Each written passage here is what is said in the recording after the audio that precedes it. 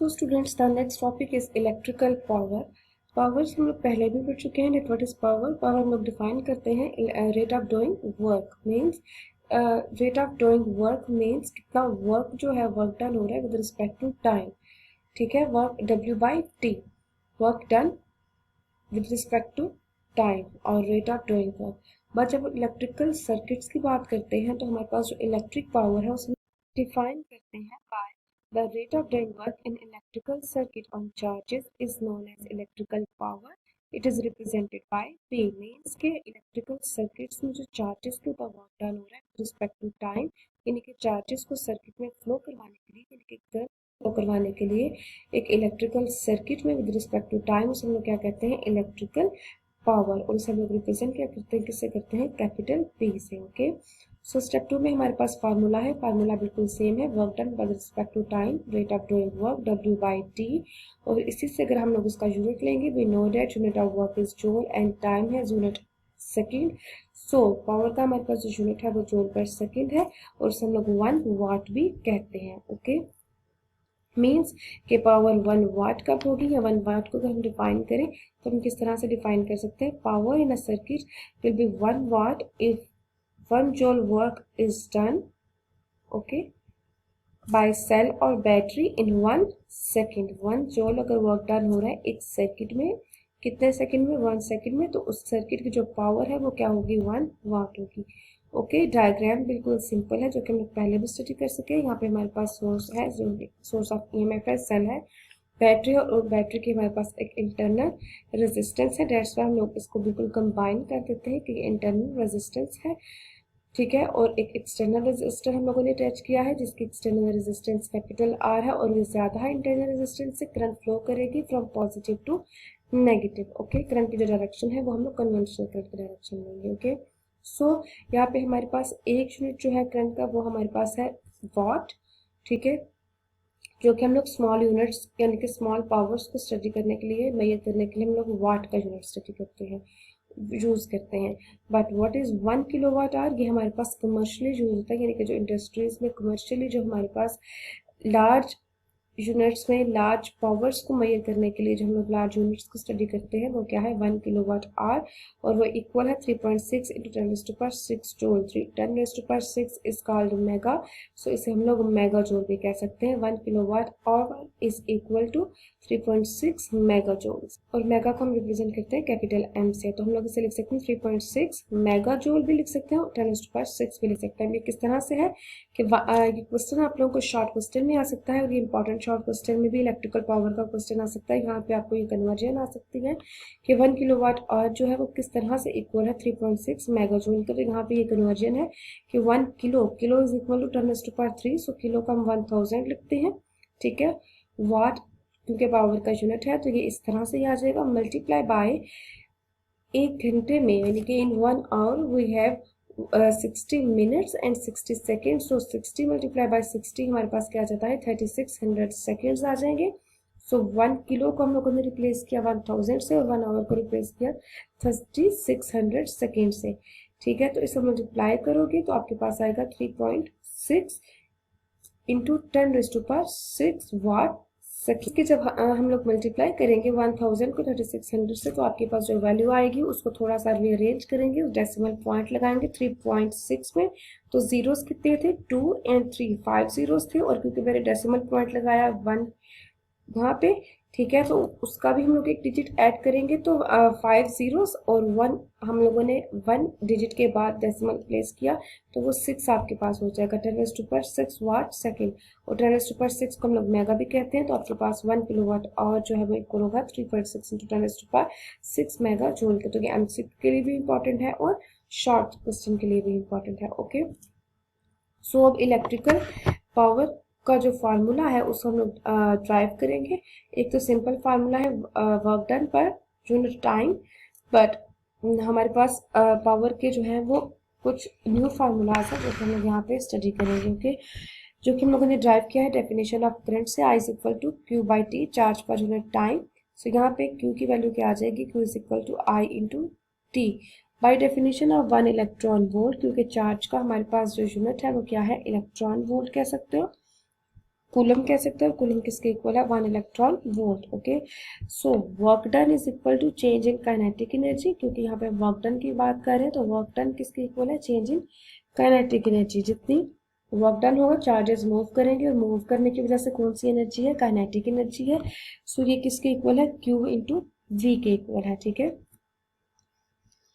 Okay, so यहाँ पे W is equal to Q V की जगह हम लोग Q की जगह वैल्यू पुट कर देंगे I इंटू टी, तो आपके पास VIT आ जाएगा। V सेम रहेगा और Q की जगह आपके पास आ जाएगा IT।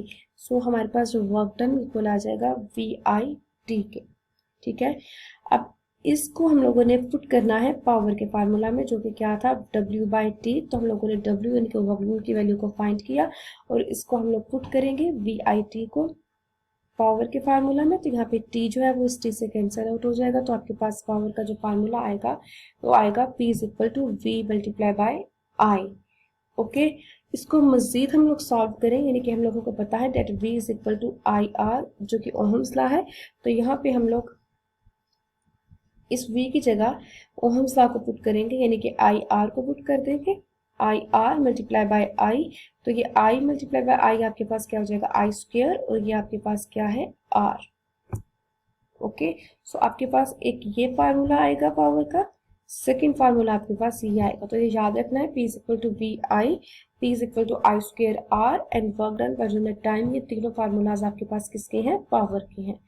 Okay students, so the next topic is maximum electric power output, यानी कि जो हमारे पास जो हम लोग बैटरी या सोर्स ऑफ ईएमएफ यूज कर रहे हैं वो किस कंडीशन पे हमें मैक्सिमम पावर यानी कि आउटपुट प्रोवाइड करेगी। लाइक हमारे पास स्पीकर्स है, एम्पलीफायर है, तो हमारे में कुछ ऐसे सर्किट है जिसमें हम लोगों को मैक्सिमम पावर चाहिए, एम्पलीफायर में हम लोग को मैक्सिमम पावर चाहिए। तो हमारे पास वो कौन सी कंडीशन है कि जब हमारे पास सर्किट में जो बैटरी लोगों ने अटैच की है वो मैक्सिमम पावर डिलीवर करेगी सर्किट को। ओके, सो हमारे पास इसकी सबसे पहली डेफिनेशन है, the maximum rate of doing work in external circuit on charges with very ignorable resistance is known as maximum electrical power output and it is represented by power output maximum. ठीक है, क्योंकि power है तो rate of doing work हो जाएगा, maximum है तो maximum rate of doing work in electrical circuit on charges. Okay, with very ignorable resistance means कि अगर मैक्सिमम वर्क डाउन हो रहा है इट्स मीन्स के मैक्सिमम करंट फ्लो करेंगे और रेजिस्टेंस क्या होगी, बहुत ज़्यादा कम होगी। Ignorable resistance is known as maximum electrical power. ठीक है, और सब रिप्रेजेंट करते हैं दिस वे में। ओके, सो यहाँ पे स्टेप 2 पे हमारे पास ये फाइनल फार्मूला है, power output maximum is equal to E square, जो कि ईएमएफ है, और 4R, R is external resistance है, टोटल रेजिस्टेंस कह सकते हो। ओके, सो ये हमारे पास एक्सटर्नल रेजिस्टेंस है, कैपिटल R। इस फार्मूला को हम लोगों ने प्रूव करना है। ठीक है, ये तो फाइनल फार्मूला है जो कि आप एमसीक्यू न्यूमेरिकल्स के लिए याद रखोगे, बट ये हम लोगों को ड्राइव आउट करना है। ठीक है, सो यहाँ पे हमारे पास जो मैक्सिमम पावर आउटपुट का यूनिट भी क्या है, पावर वाला ही यूनिट है, जूल पर सेकेंड और 1 वाट। ओके, सो मैथमेटिकल एक्सप्रेशन हम लोगों ने जो लास्ट पर फाइंड की, जो हम लोगों ने दो रिलेशंस फाइंड किए थे, P is equal to VI and P is equal to I square, ये कैपिटल R है। Okay, capital R। ओके, तो ये दो रिलेशंस थे हमारे पास। ये रिलेशन सेकंड वाला रिलेशन आया था by applying the value of this V, यानी कि V is equal to IR, जो हमारे पास वैल्यू थी वो हम लोगों ने इसमें फाइंड अप्लाई की, और उसके बाद आपके पास जो आंसर आया था वो है I स्क्वायर R। ठीक है, अब इसमें अगेन हम लोगों ने ओहम्स लॉ यूज करना है। According to Ohm's law V is equal to IR, और यहाँ पे I की वैल्यू क्या है, V ओवर R। इस रिलेशन से I की वैल्यू फाइंड आउट करोगे तो R जाकर V के साथ डिवाइड हो जाएगा, I is equal to V over R। So potential difference, यानी कि अगर सर्किट में कोई करंट फ्लो नहीं करता, हम लोग कहते हैं वो ईएमएफ के इक्वल है, वोल्टेज जो है वो ईएमएफ के इक्वल है। सो हम लोग इसे लिख सकते हैं I is equal to EMF over R, E over R। Okay, so अब हम लोग ये रिलेशन जो है वो यूज करेंगे to drive the formula of maximum electrical power. ठीक है, सो डेरिवेशन देखिए हमारे पास यहाँ पे फर्स्ट पे ये फार्मूला होगा, P is equal to I square R। ठीक है, यहाँ से स्टार्ट होगा, P is equal to I square R। I की वैल्यू हमारे पास क्या है, E ओवर R, जो कि हम लोगों ने फाइंड आउट की है, EMF ओवर R। इस I की वैल्यू को हम लोग इस इक्वेशन में पुट करेंगे। ओके, सो आपके पास आ जाएगा E square over R square. Square क्यों लिखा? क्योंकि आई के ऊपर क्या था? स्क्वायर था, तो E square over R square, R जो है वो एज इट इज आ जाएगा। Clear? Okay, this R is total resistance in a circuit which is basically equal to external resistance plus supply resistance। अब ये जो आपके पास R है, कैपिटल R जो है वो टोटल रेजिस्टेंस भी कह सकते हो, एक्सटर्नल रेजिस्टेंस का और इंटरनल रेजिस्टेंस का सम भी कह सकते हैं। Okay, capital R is equal to R plus R। ये जो आपके पास R है ना, डिनोमिनेटर में R जो है वो। Okay, so power output is equal to E square R आपके पास एज इट इज रहेगा। यहाँ पे आप वैल्यू अप्लाई करोगे आर प्लस आर की, यानी कि sum of external plus internal resistance. Okay, R capital R plus small R whole square, ये क्योंकि इसके ऊपर स्क्वायर था तो दैट्स व्हाई यहाँ पे स्क्वायर आ जाएगा। ओके, सो नेक्स्ट में हम लोग क्या करेंगे, E square R as it is रहेगा, देन आर प्लस आर का होल स्क्वायर, ये आपने फार्मूला पढ़ा होगा ए प्लस बी के होल स्क्वायर का, जो कि इक्वल है A square plus B square plus 2ab। तो ये हम लोगों ने फार्मूला ओपन किया है, ठीक है, A plus B whole square का फार्मूला ओपन किया है। आर स्क्वायर यानी कि A square small R square B square plus 2ab यानी कि 2 ए और बी जो आर और कैपिटल आर और स्मॉल आर है हमको मल्टीप्लाई कर देना है, तो इस हम लोगों ने यहाँ पे फार्मूला ओपन किया है।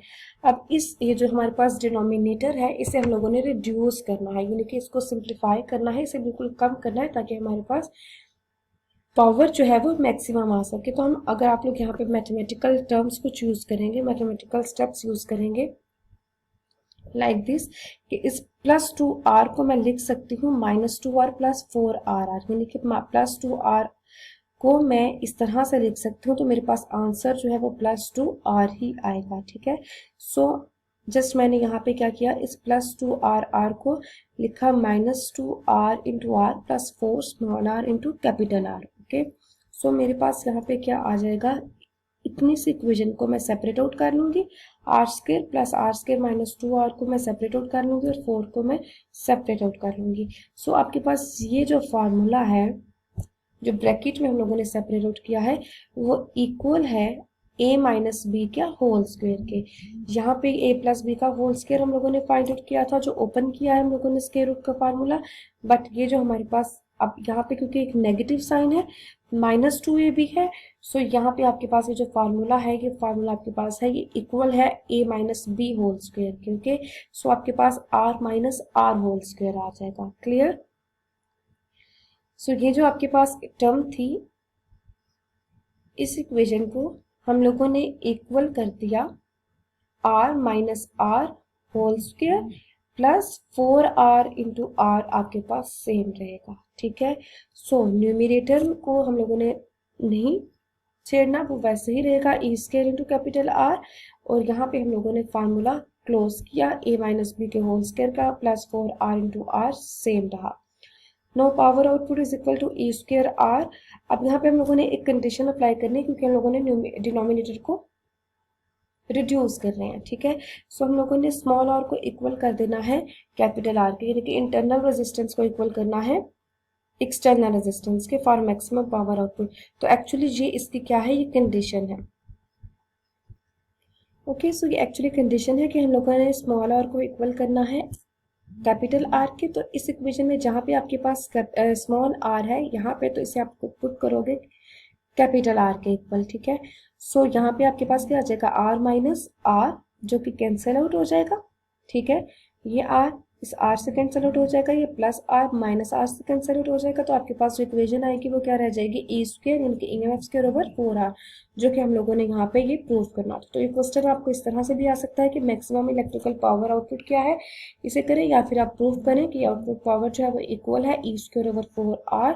सो आपने ये याद रखना है कि MCQ के लिए भी ये याद रखना है कि मैक्सिमम पावर आउटपुट एक सेल जो है वो कब मैक्सिमम पावर डिलीवर करेगी सर्किट में, जब इंटरनल रेजिस्टेंस जो है वो एक्सटर्नल रेजिस्टेंस के इक्वल हो जाए, यानी कि स्मॉल आर जो है वो इक्वल हो कैपिटल आर के। तो हमारे पास